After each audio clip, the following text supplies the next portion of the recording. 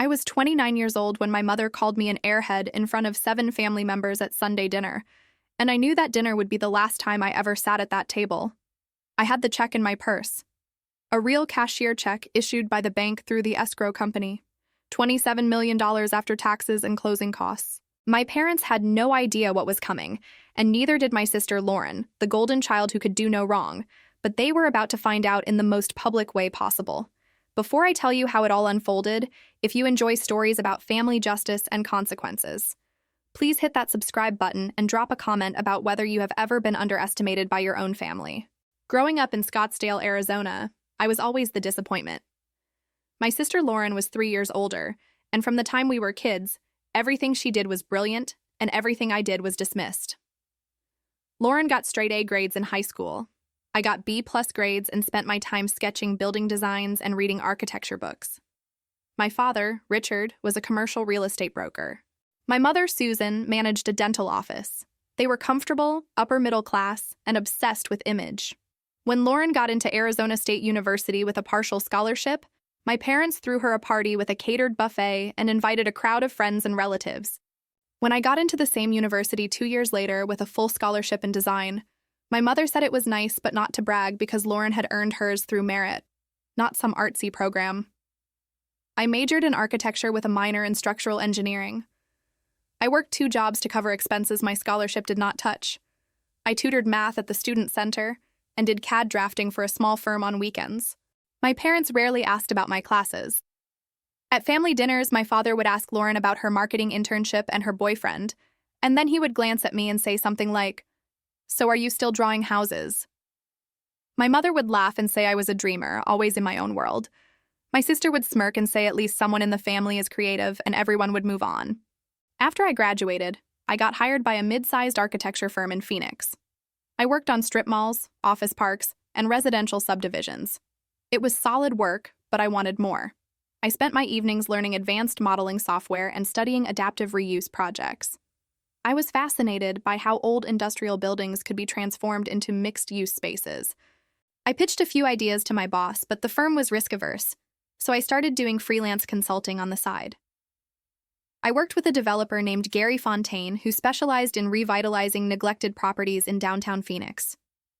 Gary was in his 50s, blunt and brilliant. He saw potential in my designs and started giving me more responsibility. Meanwhile, Lauren got married to a guy named Brad who worked in pharmaceutical sales. My parents paid for a wedding that cost $40,000. There were 200 guests, a live band, and a champagne fountain. I was a bridesmaid. My mother spent the entire reception telling people how proud she was of Lauren and how Lauren had always been the responsible one. When someone asked about me, my mother said I was still figuring things out. I was 26 at the time, pulling in solid money between my job and freelance work, but that did not matter to them. 2 years later, Gary approached me with a major opportunity. He had acquired a portfolio of 6 distressed properties in downtown Phoenix, old warehouses, and a defunct textile factory. He wanted to turn them into a mixed-use development with retail, office space, and loft apartments. He asked me to be the lead designer and offered me a partnership stake in the project. It was a huge risk.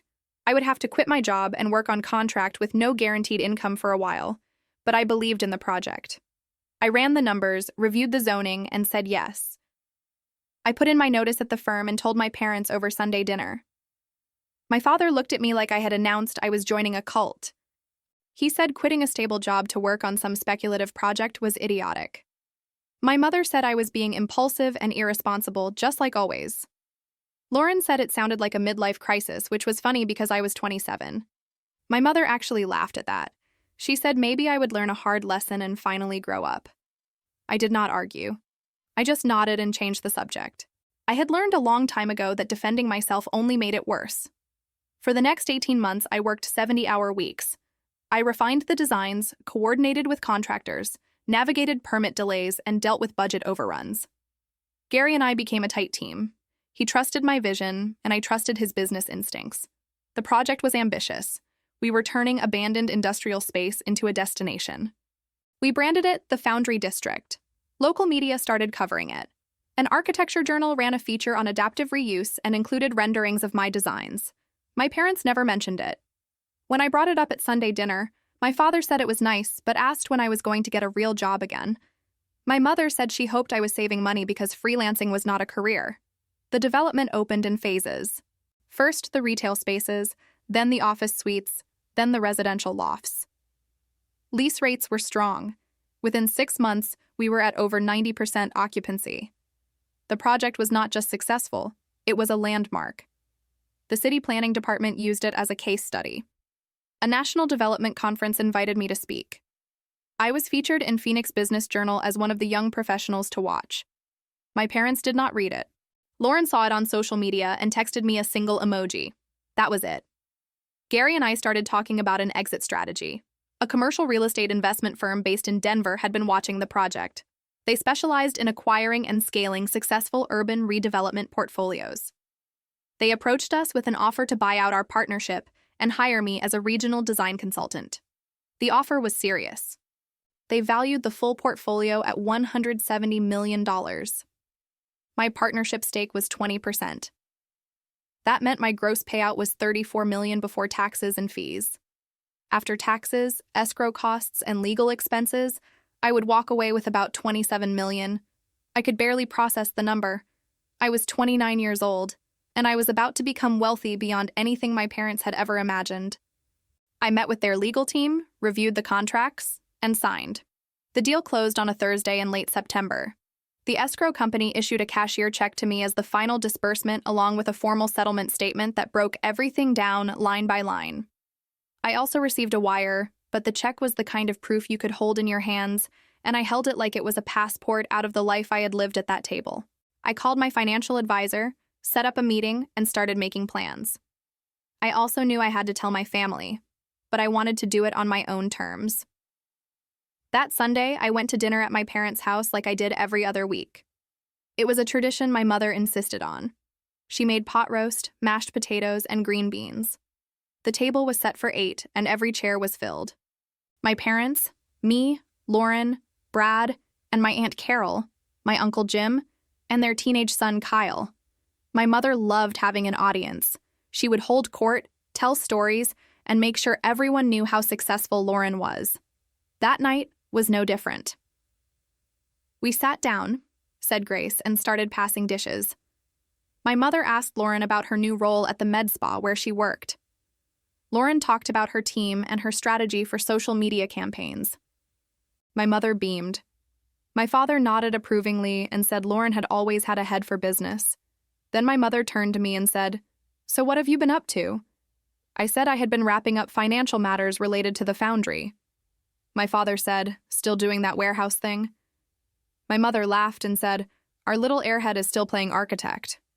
Lauren smirked. Brad looked down at his plate like he wanted to disappear. My Aunt Carol shifted in her chair. My Uncle Jim tried to smile politely. Kyle stared at me like he did not know whether to laugh. I felt the familiar tightness in my chest, the same feeling I had felt 1,000 times at that table. But this time was different. I had proof. I said, "The project sold." My mother said, "Oh, that is nice. Did you make a little money?" I said, "Yes." My father waved his hand and said these partnerships are usually just a title, not real equity. My mother laughed and said, "Sweetheart, you are great at drawing, but business is not really your thing." My Uncle Jim, trying to be polite, asked what kind of sale we were talking about. My father snorted and said, "Probably some overvalued appraisal." I reached into my purse and pulled out the cashier check in its official envelope and the settlement statement behind it. I did not slam it down. I did not raise my voice. I unfolded the settlement statement first and placed it neatly in front of my mother. Then I laid the cashier check on top, face up, where the number could not be mistaken. $27 million in change. My mother leaned forward, squinted, and her face went white. My father leaned over and looked. His mouth opened, but no sound came out. Lauren stood up to see. Brad muttered, "Holy crap," under his breath. My Aunt Carol gasped. My Uncle Jim stared like he was afraid to blink. My mother whispered, "This is not real." I said, "It is very real." I slid the settlement statement closer so she could see the line items, the valuation, the equity percentage, the taxes, the escrow fees, and the net disbursement. I said, The full portfolio valuation was $170 million. My partnership stake was 20%. Here is the breakdown. Here is the escrow statement. Here is the bank-issued check. My father picked it up like it might burn him. His hands were shaking. He said, "Where did this come from?" I said, "From the sale of the Foundry District, the project you called a waste of time. The project you called a warehouse thing. The project you told me was idiotic." The table went silent in a way I had never experienced in that house. My mother put her hand over her mouth. My father set the check down and leaned back in his chair. Lauren stared at me like she was trying to rearrange her entire understanding of the world. Then my father tried to recover. He said, "Well, this is incredible. We are so proud of you."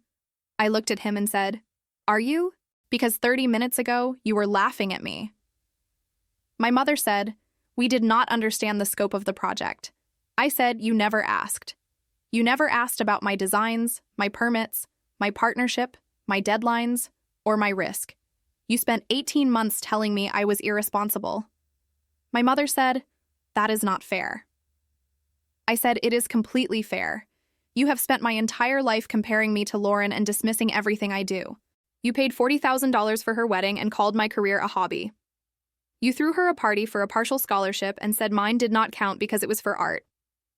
You called me an airhead at this table like it was entertainment." My mother snapped, "I never called you that."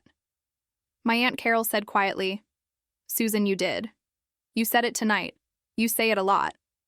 My mother flushed red. Lauren looked down. My father stared at his plate. I stood up calm enough that it scared even me.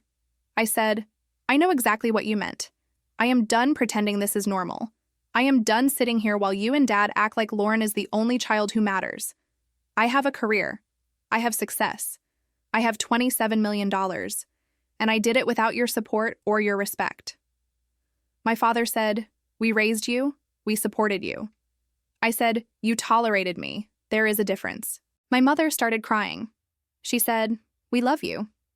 I said, "Love without respect is just a word you use to excuse yourself." My father said, "This is ridiculous. You are being dramatic." I picked up my purse, left the check and statement on the table for exactly 1 more second, then I took them back because they were mine, and I said, "I am leaving." My mother said, "Please do not go. We can talk about this." I said, "There is nothing to talk about. I am done with Sunday dinners. I am done with being the punchline." My Uncle Jim said, "Maybe everyone should take a breath."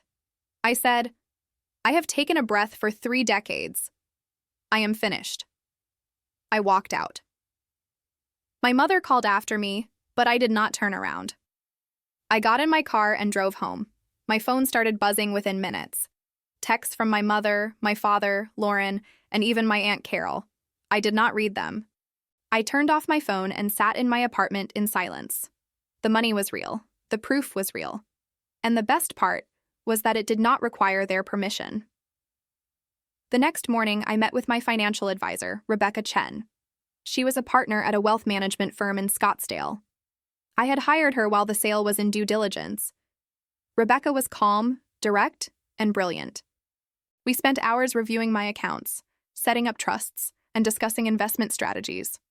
I told her what had happened at dinner. She did not gasp or act shocked. She simply said, "Family and money rarely mix well. You need boundaries, legal and emotional." I said, "I know." She said, "I mean real boundaries, no contact rules, documentation, a paper trail." I said I hoped it would not come to that. Rebecca recommended I hire an attorney to draft a formal cease and desist letter if my family started making financial demands or trying to manipulate me. She also suggested I change my address on file with my bank and set up a private mailbox for any sensitive mail. I did both. I updated all my financial accounts. I also changed my phone number. I kept my old number active but set it to send all calls to voicemail. I gave my new number to Gary, Rebecca, and 2 close friends. No one else. For 2 weeks, I avoided my family. My old phone filled up with voicemails. My mother left message after message. The first few were apologetic. Then the tone shifted. She said I was being unfair and that I owed them an explanation. She said they were my parents and deserved respect. My father left messages that swung from proud to angry to cold. Lauren left messages telling me not to cut off the whole family. I did not respond. I was done explaining myself. I was done managing their feelings. I had spent my entire life trying to earn their approval, and the moment I succeeded on my own terms, they could not handle it. I did not owe them anything. 3 weeks after the dinner, my mother showed up at my apartment. I saw her through the peephole. She knocked and called my name. I did not open the door. She knocked for several minutes and then left. An hour later, my Aunt Carol called. I answered because Carol had been the closest thing I had ever had to an adult who saw me clearly. She said, "Your mother is devastated." I said, "I am sure she is." Carol said she loves you. She just did not realize how much her words hurt. I said, she had 29 years to realize. Carol sighed and said, "People are already hearing a different version of the story." I said, "Of course they are." Carol said, "They are telling people you flaunted money and humiliated them." I said, "They called me an airhead in front of everyone and I showed proof." That is not flaunting. That is the consequence of running your mouth for 30 years. Carol said, "I believe you." I was there. I heard what they said. I said, "Thank you." Carol said, "What do you want from them?" I said, "Nothing. I want to be left alone." A week later, I received a certified letter at my private mailbox. It was from my parents. It read like a public relations statement, full of words like misunderstanding and heartbreak, and not a single sentence that actually acknowledged what they had done. There was a line asking me to come back to Sunday dinners and forgive them. I filed it in a folder and moved on. In early November, Gary called and said a reporter from a national business magazine wanted to interview me about the Foundry project. The magazine was doing a feature on young architects transforming urban spaces. I agreed. The reporter, Michelle Torres, met me at a coffee shop downtown. She asked about my design philosophy, the challenges of the project, and my plans for the future. I talked about adaptive reuse, sustainability, and community-centered design. The interview lasted 90 minutes. When the article came out, it was a 2-page spread with photos of the Foundry and a headshot of me standing in front of one of the renovated warehouses. The headline was "Redefining Space: How One Architect Turned Rust into Revenue." The article detailed the project, the sale, and my background. It quoted Gary calling me one of the most talented and fearless designers he had ever worked with. It did not mention my family. The article spread fast. I started getting invitations to speak. Developers contacted me. Universities reached out. My name started to mean something in rooms where my parents would never be able to reduce me to a joke. My parents found out through a friend who saw it online. My mother left a voicemail saying she was proud and wanted to frame the article. She said we should celebrate at Sunday dinner. I did not respond. Lauren texted my old number saying the article was impressive and that Mom and Dad wanted to reconnect. I did not respond. Then my mother tried a different approach. She messaged one of my college friends on social media asking her to pass a message to me. The friend sent me a screenshot. My mother wrote that she missed me and was sorry and wanted me to call. It was performative, the kind of message written to look good if it got shared. I told my friend to block her. In late November, I was invited to speak at a real estate development summit in Scottsdale. It was a big event with hundreds of attendees. I was on a panel about innovative urban design. I prepared a presentation with photos and data from the Foundry project. The day of the panel, I walked into the ballroom and froze. My parents were there, sitting in the third row, dressed like they were attending a wedding. My mother was wearing pearls. My father was in a suit. Lauren was with them. They saw me and smiled like they belonged. I felt anger flash through me, sharp and clean. They had not been invited. They had not asked permission. They were there to insert themselves into my success and rewrite the narrative in a room full of people who mattered to my career. The panel started. I delivered my presentation anyway. I spoke about the design process, the financial model, the occupancy rates, and the community impact. I answered questions calmly and precisely. The audience responded well. When the panel ended, there was a networking reception next door. I stepped into the hall and my parents intercepted me. My mother grabbed me in a hug before I could step back. She said, "You were wonderful. We are so proud." My father shook my hand and said, "Incredible presentation. You are a star." Lauren said, "I had no idea you were this big of a deal." I pulled away and said, "What are you doing here?" My mother said, "We wanted to support you." I said, "You were not invited. She said, "It is a public event. Anyone can attend." I said, "You are not here to support me. You are here to be seen." My father said, "That is not fair." I said, "You have spent the last 2 months trying to force your way back into my life. You left voicemails, sent letters, and showed up at my home. I told you I needed space and you ignored me. Now you show up here and act like nothing happened." My mother said, "We just want to be part of your life." I said, "You were part of my life for 29 years, and you spent that time making me feel small. You do not get to show up now and claim credit." People began to notice. A small circle formed at a polite distance. My father lowered his voice and said, "Can we talk about this in private?" I said, "No. You made your opinions about me public for my entire life. You can hear mine in public too." My mother hissed, "Please, you are making a scene." I said, "I am setting a boundary. There is a difference." Gary walked up beside me, reading the tension instantly. He said, "Is there a problem?" I said, "No problem. My parents were just leaving." My father said, "We are not leaving. We are here to support our daughter." Gary looked at him and said, "She asked you to go. I suggest you respect that." My mother looked at Gary and then at me. She said, "You are turning people against us." I said, "I am not turning anyone against you. I am protecting myself." My father said, "We raised you. We deserve respect." I said, "Respect is earned, not demanded. You dismissed my work and my dreams for years. You called me an airhead at Sunday dinner.